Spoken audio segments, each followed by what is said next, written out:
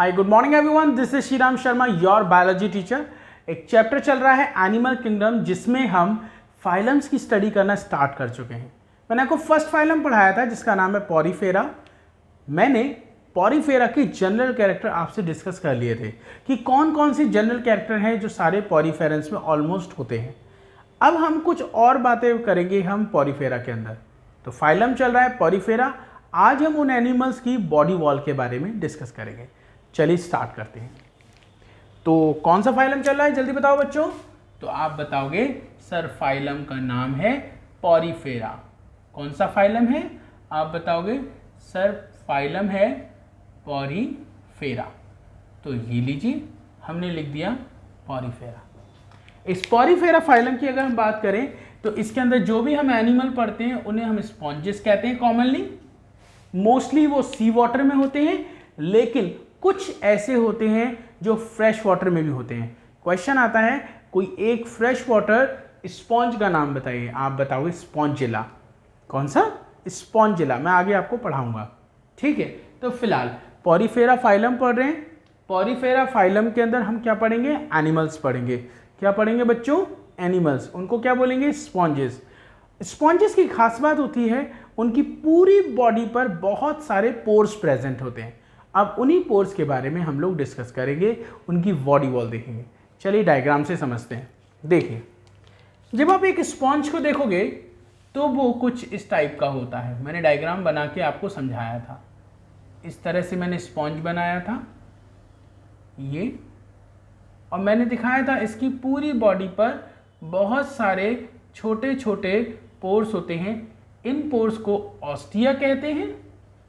और एक पोर मैंने बताया था ऊपर की तरफ, इसका नाम होता है ऑस्कुलम। ये माउथ की तरह एक्ट करेगा, ये एनस की तरह एक्ट करेगा। ये मैंने आपको बताया था। अब हम इसका बॉडी वॉल आपको इसकी बॉडी वॉल आपको दिखाएंगे। तो आप क्या करो, देखो मैं आपको एग्जांपल दिखाता हूँ। देखिए सपोज करो ये एक स्पॉन्ज है, आप इसको ऐसे लॉन्गिट्यूडनली कट कर लो। ये एक स्पॉन्ज है, आप इसको ऐसे करके लॉन्गिट्यूडनली कट कर लो, फिर देखो वो कैसा दिखाई देगा। चलिए मैं आपको दिखाता हूँ।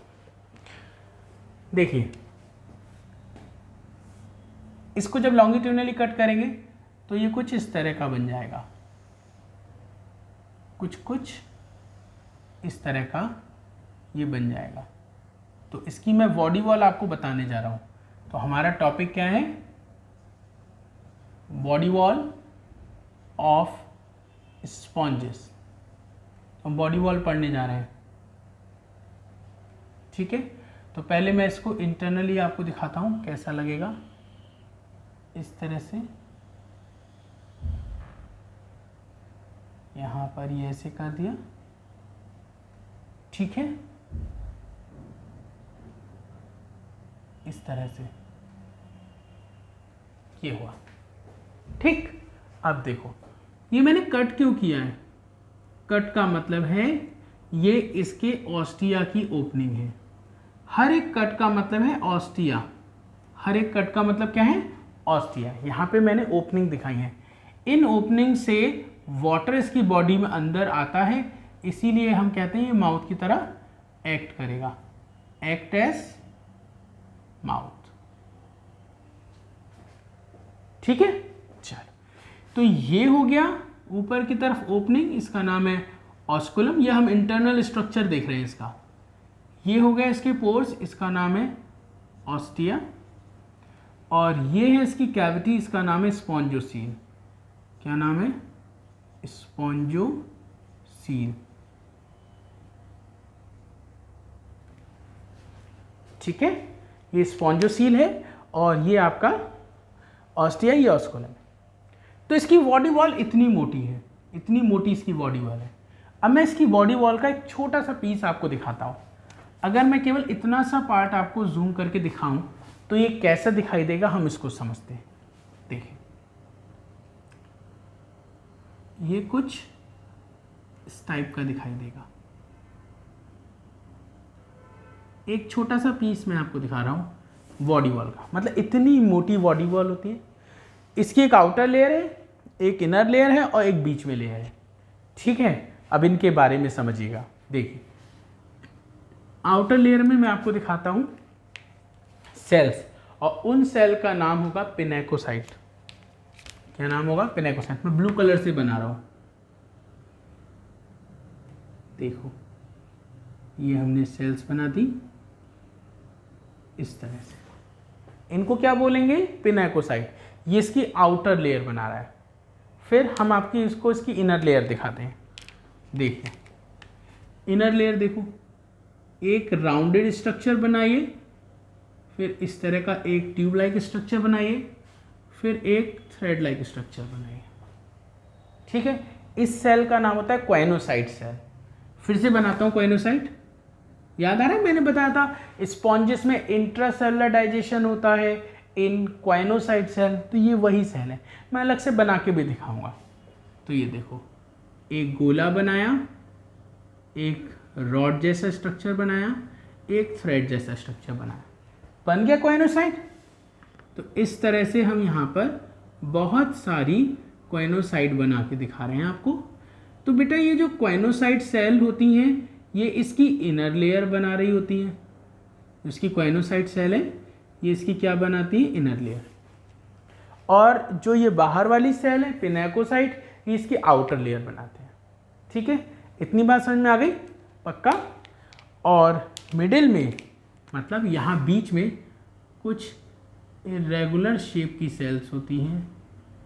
ये इरेगुलर शेप की सेल होती हैं, इन्हें अमीबॉइडल सेल कहते हैं। अमीबा की तरह है, इरेगुलर है। देखो भाई अमीबा जो होता है वो इरेगुलर शेप्ड होता है, तो ये सेल भी इरेगुलर शेप है, इसीलिए इनको अमीबॉइडल सेल बोलते हैं। और इन अमीबॉइडल सेल का एक स्पेशल नाम होता है अमीबोसाइट। क्या नाम होता है बच्चों? अमीबोसाइट। अभी डिटेल में हम लोग इसके बारे में डिस्कस करेंगे। चलिए तो पहले एक एक करके लेयर्स के बारे में बात करते हैं। ये आउटर लेयर है, इसका नाम है एक्टोडर्म। क्या नाम है बेटा? आउटर लेयर है, इसका नाम है एक्टोडर्म। क्वेश्चन आता है ये कौन सी सेल्स का बना होता है? आप बताओगे made up of pinacocyte cell. तो ये जो आउटर लेयर में मैंने ब्लू ब्लू सेल्स बनाई है इनका नाम क्या है? तो आप बताओगे made up of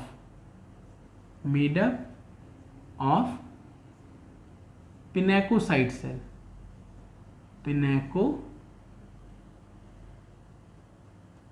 made up of pinacocytes या पिनेकोसाइट सेल्स। तो ये वर्ड बहुत इंपॉर्टेंट है। ठीक है, फिर आती है इनर लेयर। ये जो लेयर है ये इनर लेयर है, इसका नाम होता है एंडोडर्म। एंडो मतलब अंदर की, और एक्टो मतलब बाहर की, और डर्म मतलब लेयर। वो एक्टोडर्म है, ये एंडोडर्म है। इस एंडोडर्म, ये एंडोडर्म किसकी बनी है? तो आप बताओगे made up of choanocyte cell. Made up of choanocyte cell. जो क्वाइनोसाइट्स होती हैं यानी कि क्वाइनोसाइट सेल्स होती हैं, इनका एक नाम होता है, उसे हम बोलते हैं कॉलर सेल। क्या बोलते हैं बेटा? Collar cell. क्वाइनोसाइट लिखा हो या कॉलर सेल लिखा हो, बात एक ही है। तो क्वाइनोसाइट इनर लेयर बना रही है एंडोडर्म, और पिनेकोसाइट आउटर लेयर बना रही है मतलब एक्टोडर्म। इसी वजह से एंडोडर्म को क्वाइनोडर्म भी कहते हैं। क्या कहते हैं बेटा? क्वाइनोडर्म कहते हैं। किसको कहते हैं क्वाइनोडर्म? इनर लेयर को। और एक्टोडर्म को हम क्या बोलते हैं? पिनेकोडर्म। तो क्वेश्चन आया एक्टोडर्म को हम पिनेकोडर्म क्यों कहते हैं? क्या बताओगे बेटा?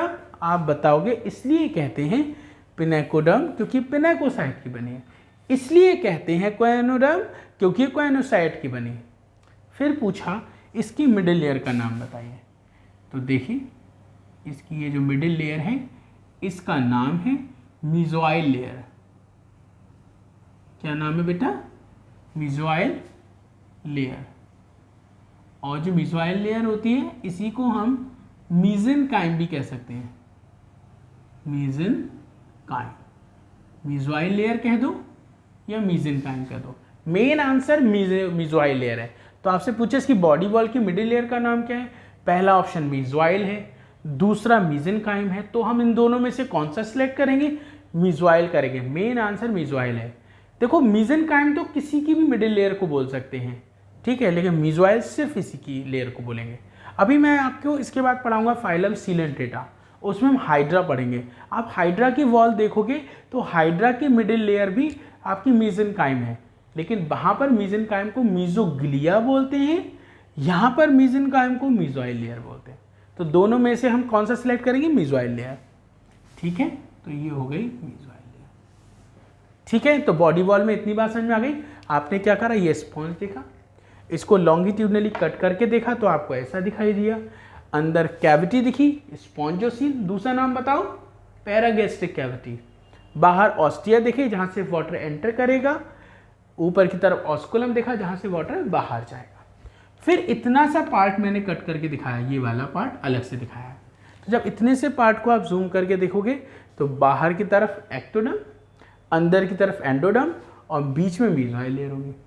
इसका दूसरा नाम पिनेकोडर्म क्योंकि पिनेकोसाइट सेल की बनी है, इसका दूसरा नाम क्वाइनोडर्म क्योंकि क्वाइनोसाइट सेल की बनी है, और बीच वाली लेयर मीजोइल लेयर मीजेनकाइम, और मीजेनकाइम मिडिल लेयर को बोलते हैं, ठीक। अब क्वेश्चन, ये क्वाइनोसाइट, वो पिनेकोसाइट, और वो किसकी बनी है?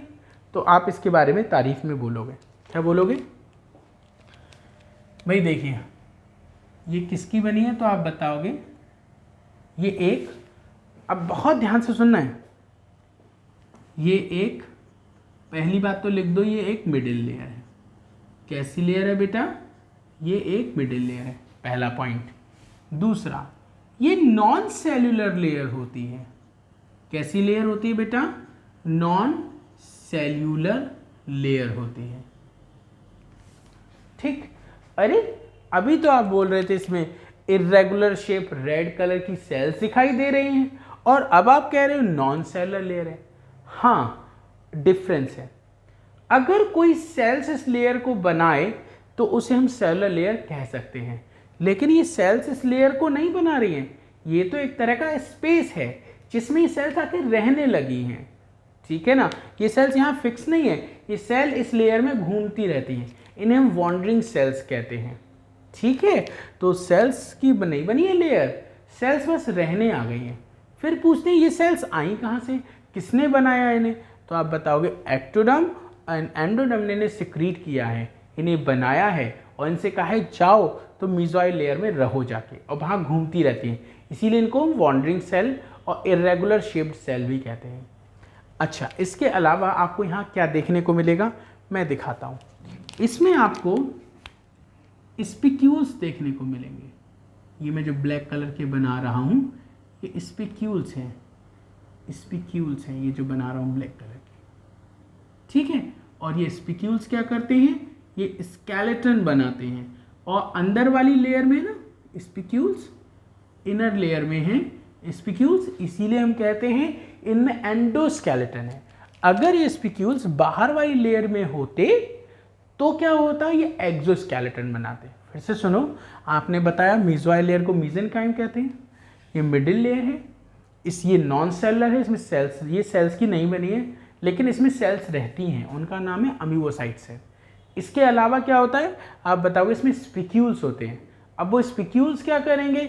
वो स्पिक्यूल इसका एंडोस्केलेटन बनाएंगे। अगर यही स्पिक्यूल्स आउटर लेयर में प्रेजेंट होते, ये तो मिडिल लेयर में है, अगर आउटर लेयर में होते तो हम उसको एंडोस्केलेटन नहीं बोलते, हम उसको क्या बोलते? एक्सोस्केलेटन।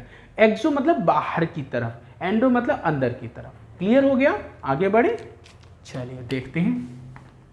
मिडिल लेयर हो गई, नॉन सेलुलर लेयर हो गई, देन आफ्टर बताएंगे हैविंग व्हाट दे हैव, तो आप बताओगे having amoebocytes, having amoebocyte cell या अमीबोसाइट्स कह दो, हैविंग स्पिक्यूल्स, स्पिक्यूल्स क्या बनाते हैं? इसका endoskeleton. Spicules having spongin fibre, having spongin fibre, ठीक है। तो स्पिक्यूल्स स्केलेटन बनाएंगे। स्पॉन्जिन फाइबर भी स्केलेटन बनाते हैं। क्या सभी स्पॉन्जिस में ये ऐसा करते हैं? नहीं, कुछ ही हैं जिनमें स्पॉन्जिन फाइबर स्केलेटन बनाएगा, वरना स्केलेटन बनाने की जिम्मेदारी तो स्पिक्यूल्स की है। ज़्यादातर स्पिक्यूल बनाते हैं, लेकिन कुछ होते हैं जिसमें स्पॉन्जिन फाइबर भी स्केलेटन बनाते हैं। अब तुरंत क्वेश्चन आता है कि कौन सा ऐसा स्पॉन्ज है जिसमें स्पॉन्जिन फाइबर का स्केलेटन होता है। आप बताओगे यू स्पॉन्जिया, बताया था। यू स्पॉन्जिया को बाथ स्पॉन्ज कहते हैं। यू स्पॉन्जिया का स्केलेटन स्पॉन्जिन फाइबर का बना है। यू स्पॉन्जिया यूनिसेक्सुअल स्पॉन्ज है, वरना ज़्यादातर सब कैसे होते हैं, बाइसेक्सुअल। ठीक, तो ये पॉइंट हमने समझ लिया। अब हम अमीबोसाइट की तारीफ करेंगे। चलिए मैं अब आपको अमीबोसाइट के बारे में दिखाता हूँ। अब एक एक करके सारी सेल्स हम देखेंगे। चलिए सबसे पहले मैं आपको दिखाता हूँ, यहाँ पर मैं अमीबोसाइट ही आपको दिखाता हूँ। देखिए अमीबोसाइट्स,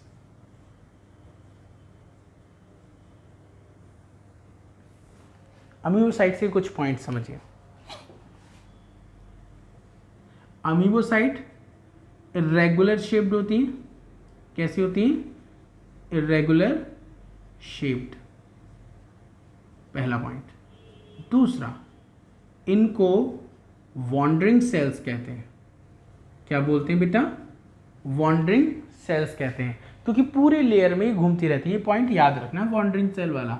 इन्हें कौन सिक्रीट करेगा, तो आप बताओगे सिक्रीटेड, या इसको कौन सिक्रीट करेगा, कौन बनाएगा, तो सिक्रीटेड बाय या सिक्रीटेड, हम क्या लिख रहे हैं, सिक्रीटेड बाय एक्टोडर्म बाहर वाली और एंडोडर्म अंदर वाली।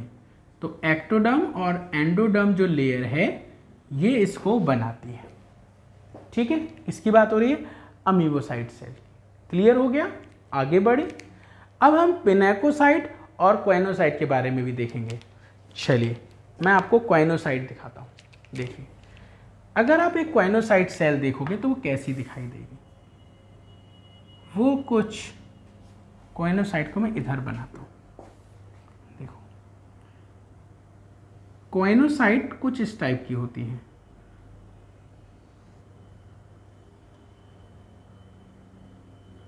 ये इसका कॉलर है,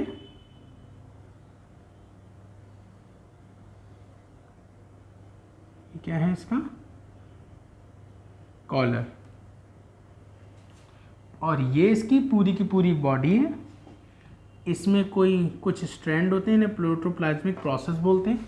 ये मैंने जो स्ट्रक्चर बनाया है क्वेनोसाइट वही बनाया था, राउंडेड एक ट्यूब लाइक, और फिर इसमें से मैंने क्या निकाल के दिखाया था, एक स्ट्रक्चर, उसका नाम क्या था, थ्रेड लाइक स्ट्रक्चर दिख रहा था कुछ इस तरह का।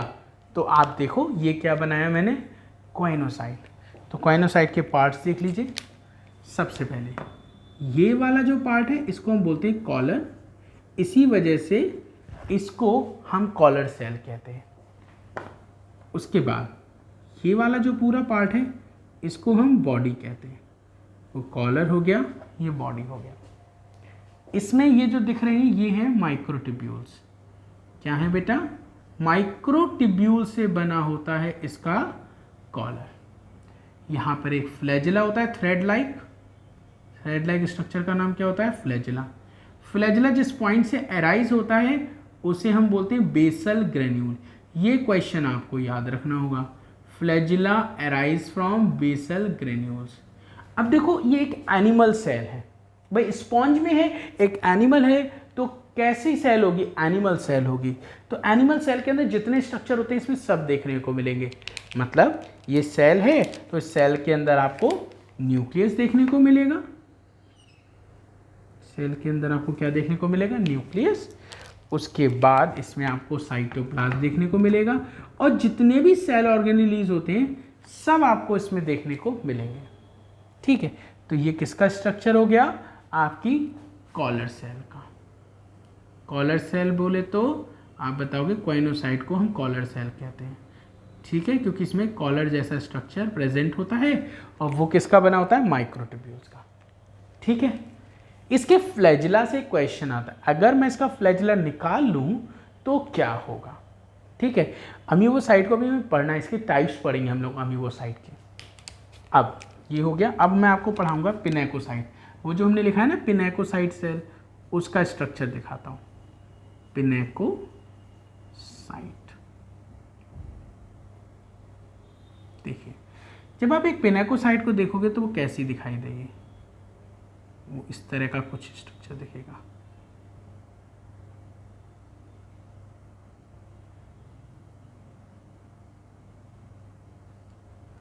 ये पिनेकोसाइट को देखोगे तो इसकी ये सरफेस हो गई आउटर वाली, वो हमें जो ब्लू ब्लू दिख रही है वो आउटर वाली है।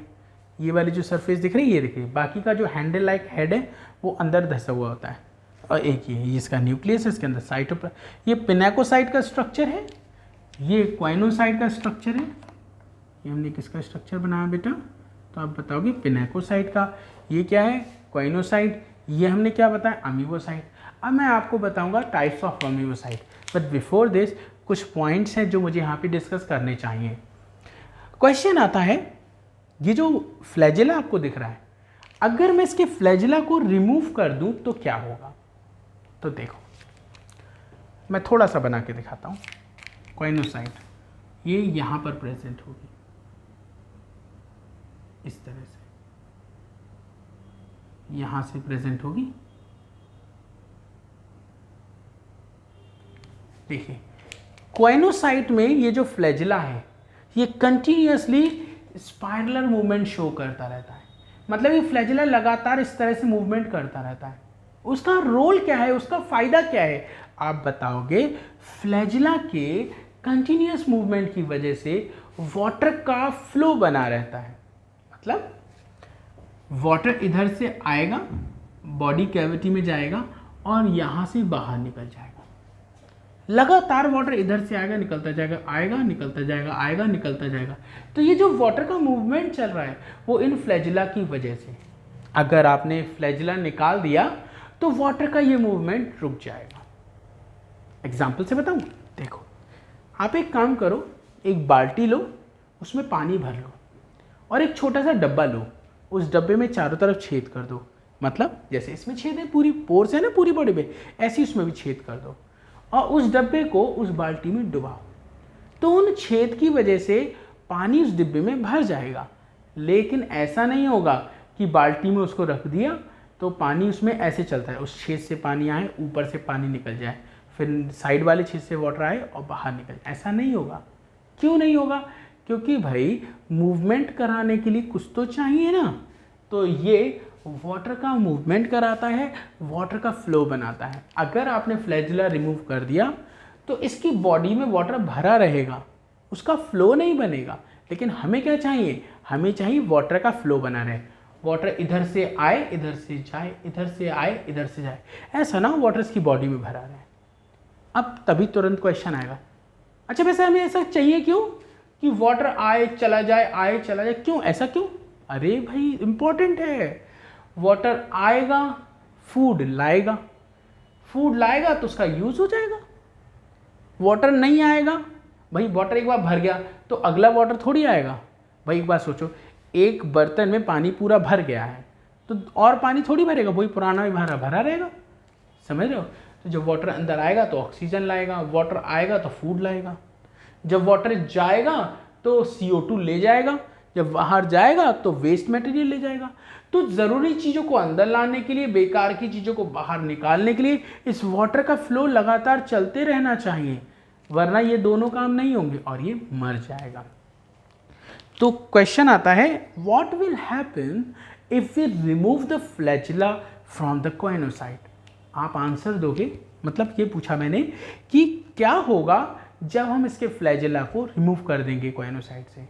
आप बताओगे अगर आपने इसके फ्लैजेला को निकाल दिया तो वाटर का फ्लो रुक जाएगा, वाटर का फ्लो रुक जाएगा तो ऑक्सीजन फूड की डेफिशिएंसी होगी, वेस्ट मटेरियल और CO2 इसकी बॉडी में एक्यूमुलेट होते रहेंगे, मतलब इकट्ठे होते रहेंगे और इस वजह से ये मर जाएगा। पहला समझ में आ गया फ्लैजेला क्यों निकालने से क्या होगा। दूसरा क्वेश्चन, अगर इसकी बॉडी पर, जैसे इसकी पूरी बॉडी पर पोर्स हैं, अगर मैं इसकी बॉडी पर ग्रीस लगा दूं या वैसलीन लगा दूं तो क्या होगा। तो आप बताओगे अगर आपने इसकी बॉडी पर ग्रीस या वैसलीन लगा दी तो वो सारा वैसलीन इनके पोर्स को बंद कर देगा। जो वैसलीन है, जितना सारा वैसलीन है, वैसलीन या ग्रीस, वो इन पोर्स को बंद कर देगा। और अगर ये पोर बंद हो गए तो वाटर अंदर आएगा नहीं, जब वाटर नहीं आएगा तो ना फूड आएगा ना ऑक्सीजन आएगी, ये तो मर जाएगा ना। इसलिए तो आप बताओगे अगर हमने ग्रीस या वैसलीन अप्लाई कर दी इसकी बॉडी पर तो पोर्स बंद हो जाएंगे, उसकी वजह से वाटर नहीं आएगा, फूड ऑक्सीजन नहीं मिलेगी और उसकी डेफिशिएंसी से मर जाएगा। तो वैसलीन और ग्रीस लगाने से ही मर रहा है, फ्लैजेला निकालने से भी मर जा रहा है। ठीक है, एक क्वेश्चन आया था पहले, अगर हम किसी कागज के टुकड़े को या कार्बाइन पेपर को इसके ऑस्कुलम पे रख दें, कार्बाइन पेपर या कोई भी चीज़ इसके ऊपर रख दें ऑस्कुलम पे, तो क्या होगा? क्या वो पेपर इसके अंदर चला जाएगा? क्या वो पेपर दूर भाग गिरा दिया जाएगा? तो आप बताओगे थ्रोन अवे, मतलब उसको दूर फेंक दिया जाएगा। क्यों? सोचो, यहाँ से लगातार वाटर बाहर निकलना है, ऑस्कुलम से लगातार वाटर बाहर निकलना है, तो इसके ऊपर अगर कोई भी चीज़ लगाओगे तो वो वाटर उसको धक्का देके दूर फेंक देगा। ठीक है, तो ये क्वेश्चन था। अगर हम इसके ऊपर कोई चीज़ लगाएंगे तो अंदर से आने वाला वाटर उसको दूर फेंक देगा। यहाँ पर ग्रीस लगाएंगे तो ये बंद हो जाएगा, ये मर जाएगा। फ्लैजेला निकाल लोगे तो भी ये फ्लैजेला की कमी, फ्लैजेला की एब्सेंस की वजह से वाटर का फ्लो रुक जाएगा और वाटर के फ्लो की वजह से इसकी डेथ हो जाएगी। तो आई होप आपको यहाँ तक समझ में अच्छे से आ गया होगा। अब हमें पढ़ना है टाइप्स ऑफ अमीबोसाइट्स। अमीबोसाइट्स के कई सारे टाइप हैं, वो मैं अब आपको पढ़ाऊँगा in next video. Till then, thank you so much बच्चों, bye bye, take care, have a nice day.